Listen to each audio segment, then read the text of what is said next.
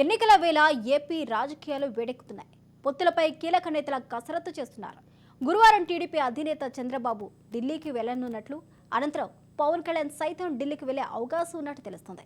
అనంతరం బాబు, పవన్ మరోసారి భేటీ కానున్నారని, చంద్రబాబు ఢిల్లీ పర్యటన తర్వాత బీజేపీతో పొత్తుపై క్లారిటీ వచ్చే అవకాశం ఉన్నట్టు తెలుస్తుంది. మరొకసారి ఏపీలో 2014 రాజకీయాలు రిపీట్ కానున్నట్లు వార్తలు వినిపిస్తున్నాయి.